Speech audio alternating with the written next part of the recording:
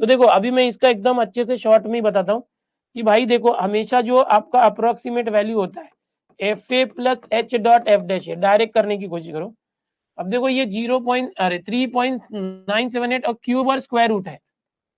Cube और square root point में कैसे चलेगा? एक काम करो, इसके नजदीक कौन सा 3.9 के बाद इंटीजर क्या आता है गिनती में? 1 2 3 4 5, तो 4 आता है ना, ये 4 से थोड़ा कम है। तो हम इसको ऐसे लिखते हैं कि 4 लिख के ये जो वैल्यू है इसको लिखते भाई, ये जो 3.978 है ये 4 से थोड़ा कम है। कितना कम है? 0 पॉइंट, ये है 231।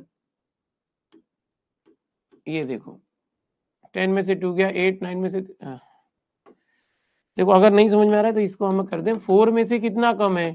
3.978। ऐसे करके देखो 10 में से 8 गया 2, 9 में से 1 गया 2, 9 में 9 गया 0, 0.022 है।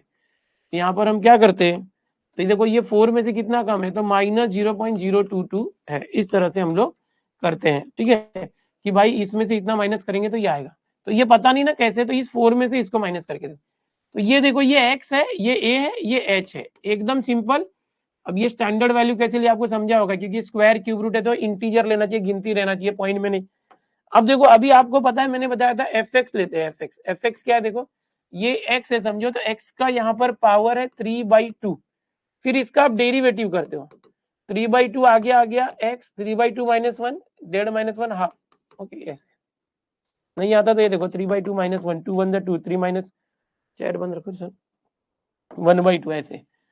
अब देखो यहीं पे आप जरा खेल जाओ, यहीं पे ये जो वैल्यू चाहिए ना यहीं से निकालो। इस x की जगह पे a रखो, इस x की जगह पे a मतलब क्या है? 4 रख दो, तो ये 4/3/2। तो देखो ये 4 इस ऐसे समझो, 4 का पावर 1/2 और 3 समझो, 4 का स्क्वायर रूट 2, 2 का क्यूब 8, डायरेक्ट आ गया। अब ये समझो 3/2, x की जगह पे 4 रखो, है ना, x की जगह पे a रखना था, a डायरेक्ट मैं बता रहा हूँ। तो ये 3/2, 4 का स्क्वायर रूट 2, ये आ गया 3। वाओ एकदम सिंपल। एफ ए कितना है? देखो एफ एक्स से एफ ए आया 8, एच कितना है? -0.022, और एफ डैश ए कितना है? ये वाला है 3। ये आपको एग्जैक्ट आंसर देगा, प्लस माइनस माइनस 3 2 जा 6, 3 6 0.0। अब देखो 8 में से माइनस करेंगे, 10 में से 6 गया 4, 9 में से गया 3, 9 पॉइंट, ये 7 7.934। देखो ये आंसर आया।